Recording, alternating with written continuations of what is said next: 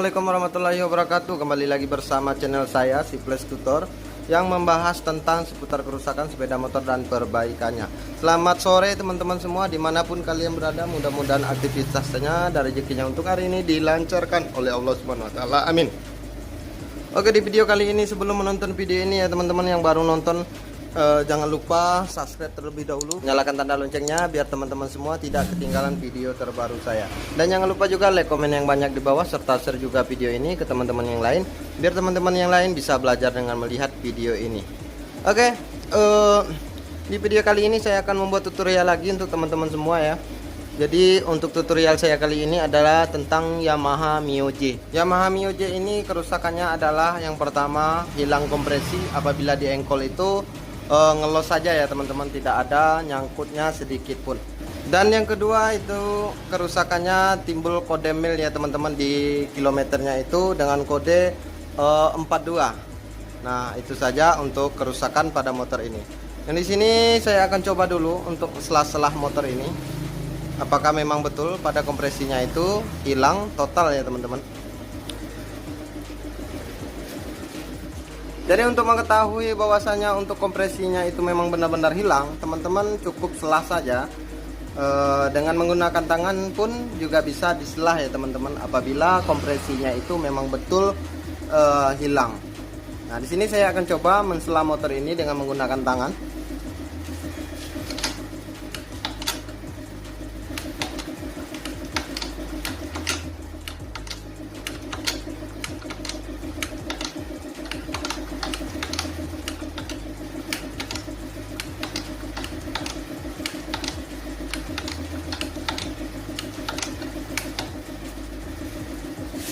Nah jadi teman-teman itu teman-teman sudah lihat bahwasanya untuk kompresi ini memang benar-benar hilang.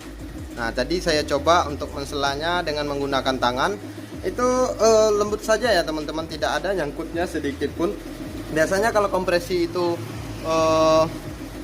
masih normal, itu apabila diselah menggunakan tangan untuk matic ini itu agak susah ya teman-teman. Tapi di sini menselahnya menggunakan tangan pun dia bisa. Nah jadi yang pertama ini untuk motor ini kerusakannya ada pada kompresinya yang sudah hilang. Oke, yang kedua kita akan lihat pada kode mil yang hidup di lampu kilometernya ya teman-teman. Kita akan lihat apakah kode 42 itu muncul lagi.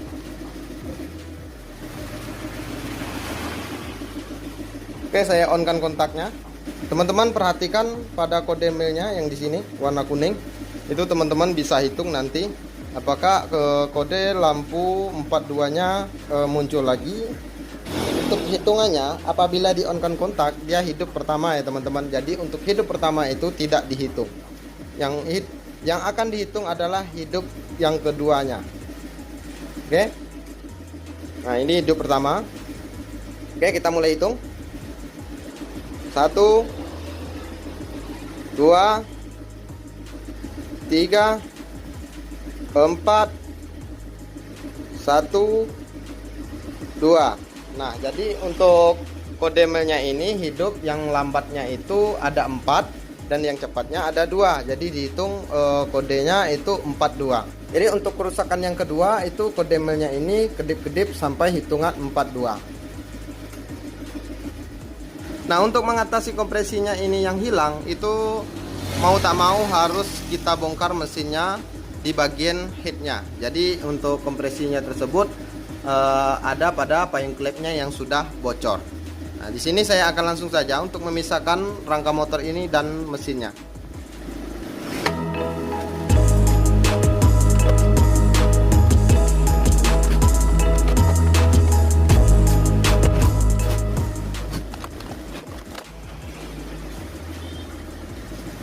Oke teman-teman, jadi untuk joknya sudah saya buka. Di sini pada bagian throttle body dan mesinnya ini sangat kotor sekali ya teman-teman. Teman-teman bisa lihat sendiri, ini sangat kotor sekali. Nah, di sini saya akan buka lagi semuanya untuk memisahkan antara tulang dan mesinnya.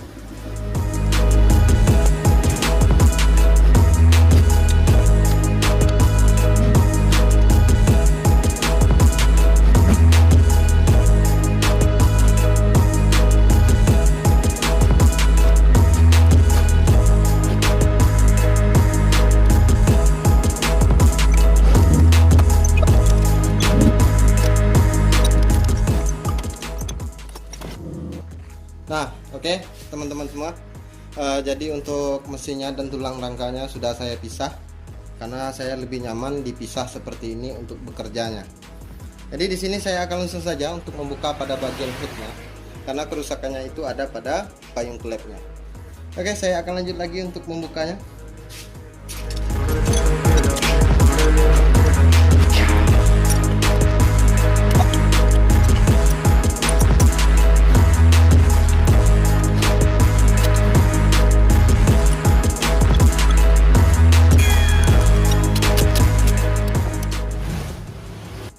Nah, oke teman-teman, jadi untuk pada bagian headnya sudah saya buka.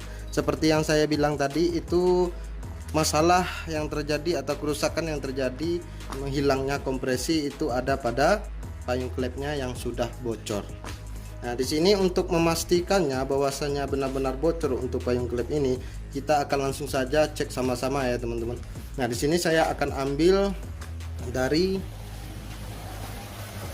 payung klep yang in dulu ya teman-teman. Nah, di sini saya ambil ini untuk cara pengecekan payung klep bocor atau tidaknya, ini versi saya ya teman-teman. Mungkin versi teman-teman semua beda lagi. Versi saya seperti ini.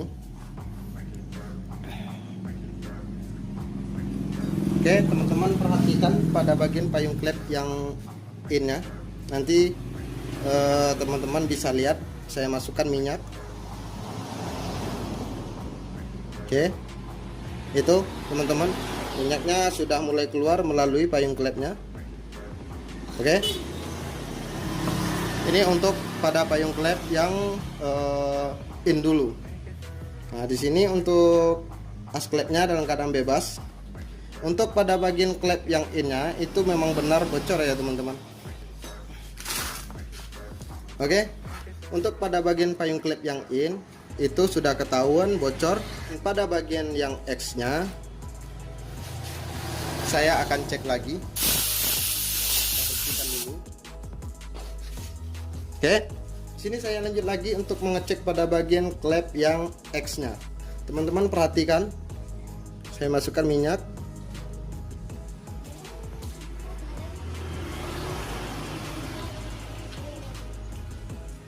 Nah, oke teman-teman bisa lihat sendiri pada bagian klep X nya juga bocor. Berarti untuk prediksi hilang kompresinya tadi itu ada pada, ya, berarti untuk prediksi hilang kompresinya tersebut memang benar pada payung klepnya yang sudah bocor. Nah, oke teman-teman, untuk masalah, nah untuk cara mengatasinya kalau payung klep ini bocor, itu teman-teman harus melakukan penyekiran ulang. Nah, di sini saya akan bersihkan dulu untuk di ruang bakarnya ini. Untuk di ruang bakarnya ini dan pada bagian lubang X dan innya saya akan bersihkan juga. Nanti saya bersihkan lagi pada payung klepnya dan akan melakukan penyekiran klep. Nah, di sini saya akan bersihkan dulu karena di bagian klepnya ini memang benar-benar bocor. Bocornya bukan satu ya teman-teman, tapi dua-duanya, mulai dari in dan X nya. Oke, saya akan buka dulu pada bagian komponen yang ada di head ini.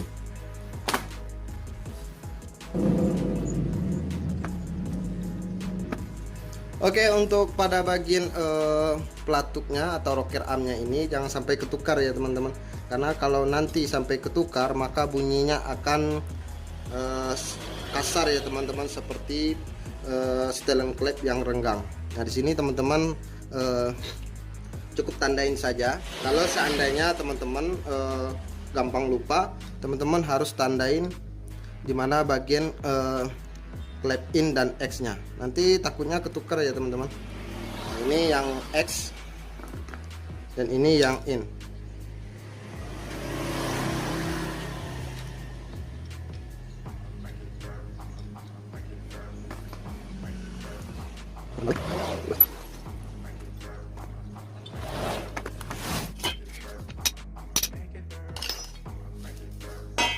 Nah, oke teman-teman, jadi untuk as klep ini tidak ada masalah. Untuk rocker armnya atau pelatuknya juga tidak ada masalah. Oke, jadi masalahnya hanya pada payung klepnya saja yang bocor.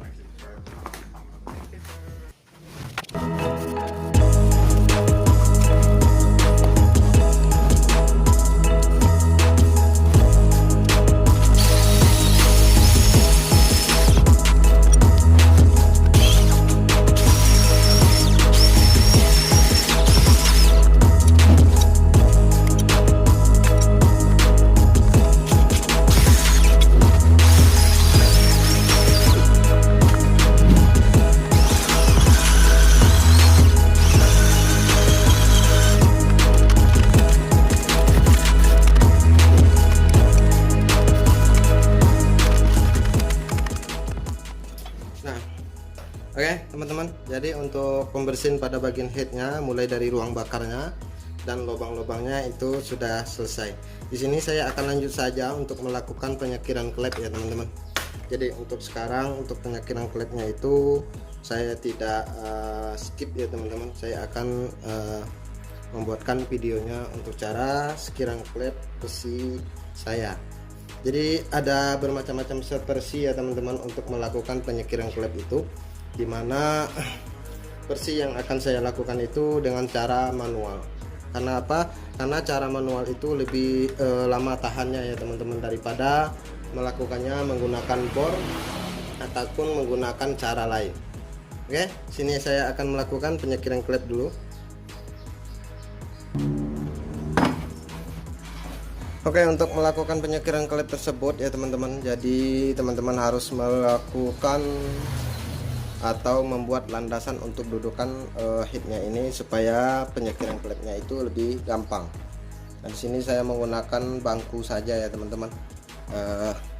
Ini menurut saya lebih lebih nyaman. Oke, ini klepnya.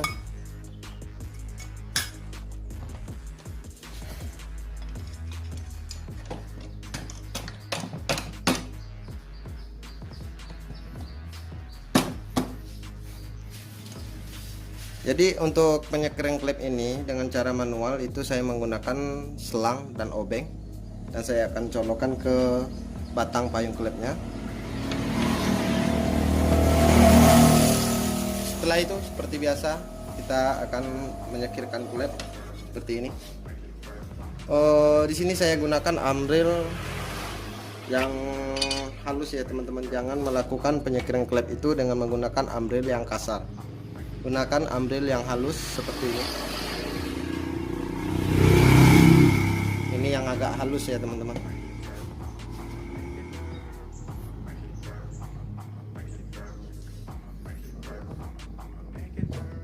Oke, saya akan penyakiran klep dulu.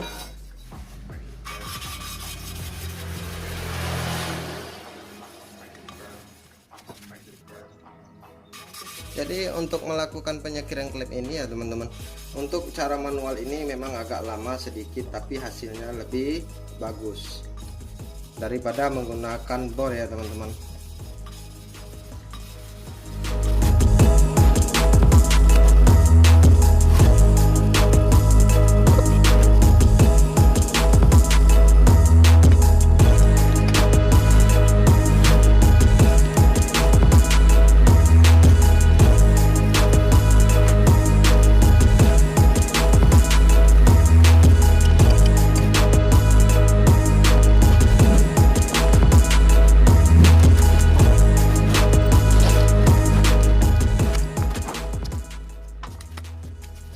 Oke, setelah penyakiran klepnya selesai, kita akan menguji bagaimanakah hasil sekiran klep kita ya teman-teman. Apakah dia masih bocor? Kalau dia masih bocor, teman-teman harus melakukan penyakiran ulang lagi. Tapi kalau dia sudah tidak bocor, berarti itu sudah aman.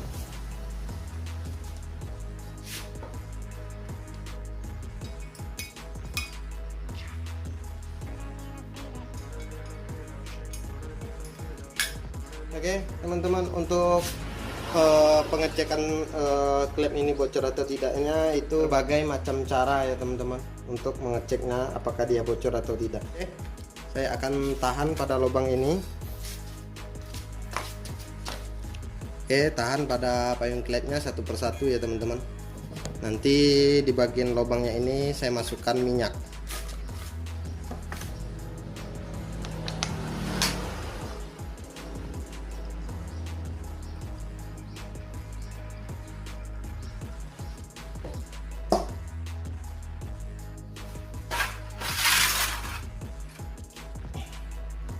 Oke, satu tidak bocor lagi. Setelah itu cek lagi yang satunya.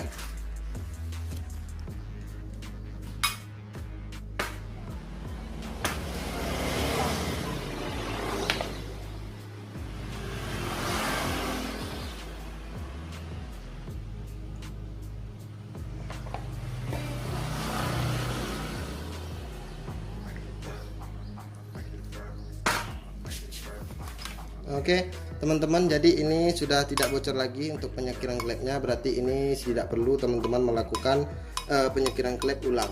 Jadi ini sudah selesai, satu kali sekiran klep ini sudah selesai.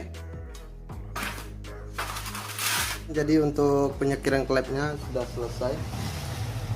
Jadi di sini saya akan merakit ulang pada bagian headnya ini, karena penyekiran klepnya juga sudah selesai ya teman-teman. Kita akan rakit lagi pada bagian komponen yang ada di head ini.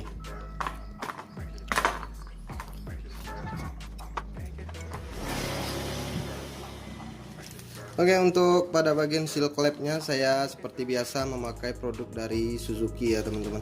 Jadi untuk produk dari Suzuki ini pada bagian seal clamp itu lebih bagus karena karetnya lebih tahan ya teman-teman. Oke, saya akan rakit lagi untuk headnya ini.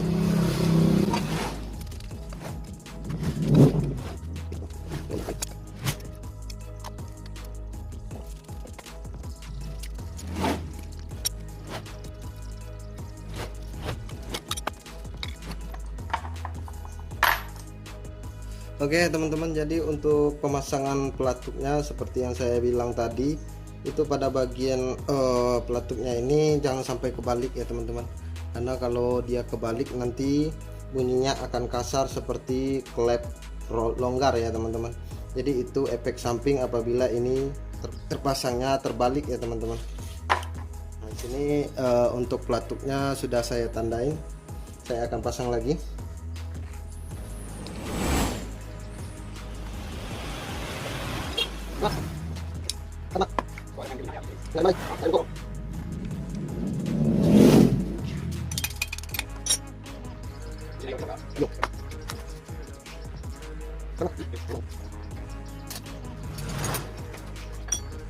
Oke teman-teman, jadi untuk perakitan pada bagian headnya ini sudah selesai. Untuk komponennya seperti yang saya bilang tadi ya teman-teman, pada bagian pelatuk ini jangan sampai ketukar, nanti takutnya bisa menimbulkan suara kasar seperti klep yang renggang ya teman-teman. Jadi itu teman-teman harap perhatikan di bagian pelatuknya ini.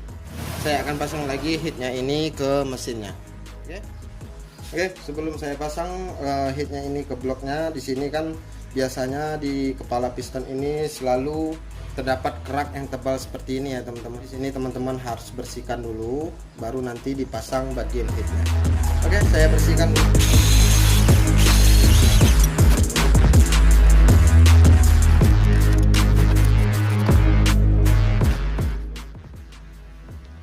Oke teman-teman, untuk kepala pistonnya sudah saya bersihkan.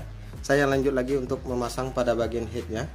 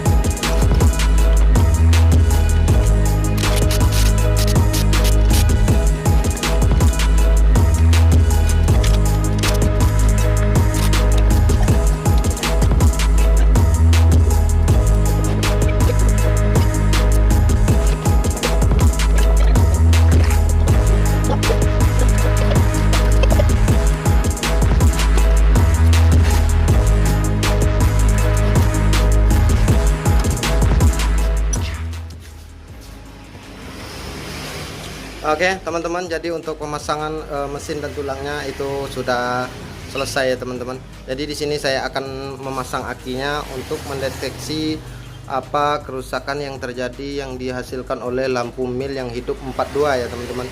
Jadi kerusakan yang keduanya saya akan perbaiki.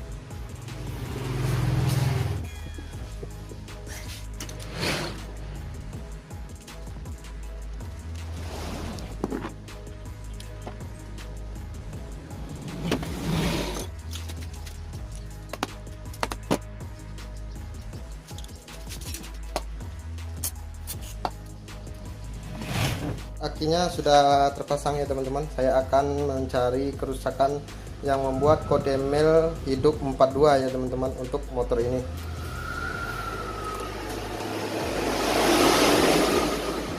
Oke, sudah saya hidupkan. 1 2 3 4 1 2. Oke, itu dia untuk kerusakannya. Di sini saya akan mencoba mendeteksinya dengan alat scan ya teman-teman. Saya ingin mencoba bagaimana deteksinya, apakah bisa berhasil. Oke, ini alat scannya ya teman-teman. Saya ingin mencoba alat scan ini, apakah dia bisa berhasil.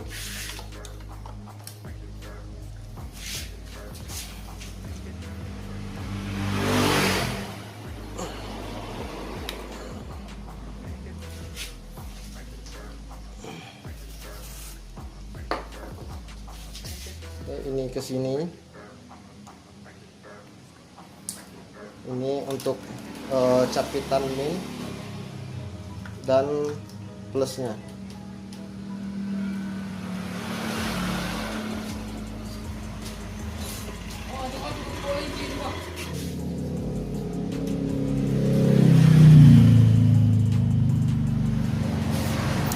Oke teman-teman, kita periksa menggunakan alat scanner ini.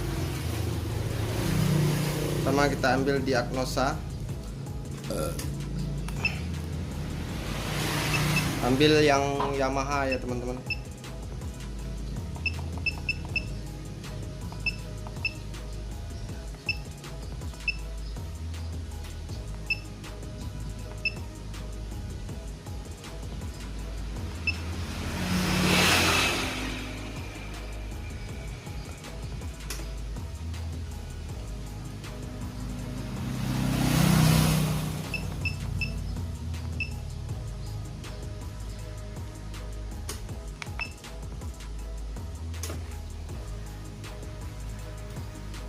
Oke teman-teman bisa perhatikan speed sensor kabel gigi kilometer.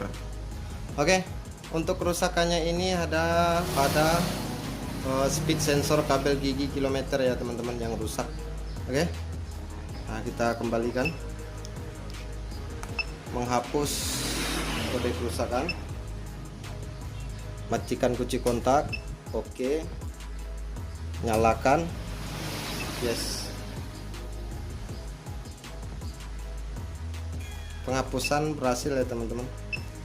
Kita cek lagi, matikan kunci kontak, nyalakan.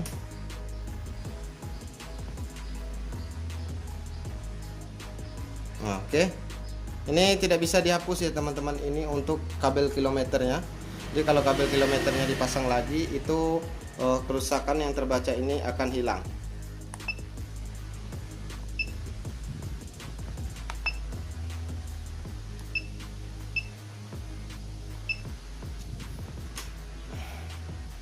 Nah, oke teman-teman, ini tidak saya perbaiki karena di kabel kilometernya yang rusak.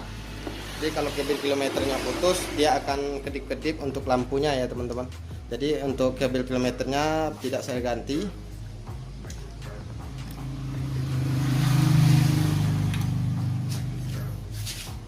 Oke teman-teman, jadi untuk kabel kilometernya tidak saya ganti. Jadi kerusakan yang terbaca adalah kode 42. Itu berada pada kabel kilometernya yang sudah putus. Oke. Oke, saya lanjut lagi untuk memasang pada bagian bodi dan joknya.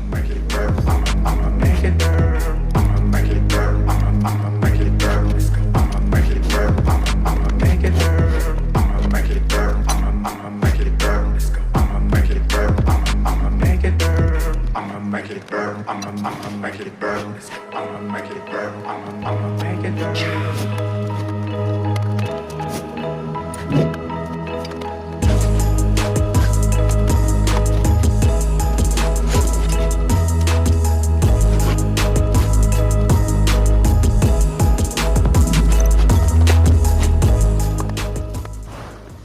Jadi untuk motornya sudah selesai saya pasang semua. Di sini saya akan coba menghidupkan motor ini.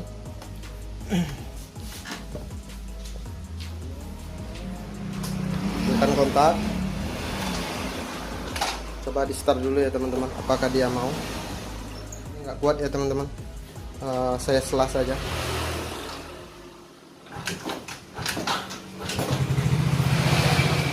Oke teman-teman, untuk motornya sudah hidup.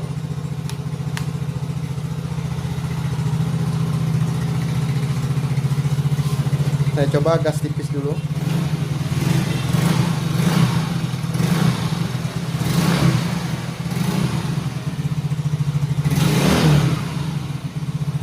Oke, saya matikan. Untuk Yamaha Mio J ini yang di hadapan saya ini itu sudah selesai diperbaiki. Jadi gejala dan kerusakannya hanya pada payung klepnya yang bocor. Makanya kompresinya itu hilang. Setelah itu untuk lampu kode mil yang di kilometer itu deteksi bahwasanya pada kabel kilometernya yang sudah putus. Itu saja. Jadi itu tidak dipasang pun kabel kilometer baru, tidak jadi masalah ya teman-teman untuk lampu kilometernya yang hidup kode 42. Nah, kalau teman-teman misalnya ingin memasang kabel kilometer yang baru, boleh-boleh saja. Nah, kalau seandainya teman-teman agak risih ya teman-teman melihat kode mil yang selalu kedip-kedip, itu teman-teman bisa melakukan pergantian kabel kilometer. Nah, di sini saya ini keterbatasan dana juga ya teman-teman. Untuk kabel kilometer itu tidak saya ganti dulu. Jadi untuk penyebab dan kerusakannya itu yang susah hidup atau mogok di jalan motornya ya teman-teman, itu diakibatkan karena kompresinya yang sudah hilang. Jadi yang saya perbaiki untuk motor yang di hadapan saya ini hanya pada payung klepnya yang saya sekir ulang ya teman-teman. Itu saja untuk perbaikannya.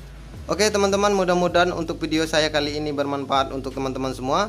Jangan lupa dukungannya. Yang baru nonton belum subscribe ya teman-teman, subscribe terlebih dahulu, nyalakan tanda loncengnya biar teman-teman semua tidak ketinggalan video terbaru saya. Dan jangan lupa juga like, komen yang banyak di bawah, serta share juga video ini ke teman-teman yang lain biar teman-teman yang lain bisa belajar dengan melihat video ini. Oke, sampai bertemu lagi di video saya yang selanjutnya.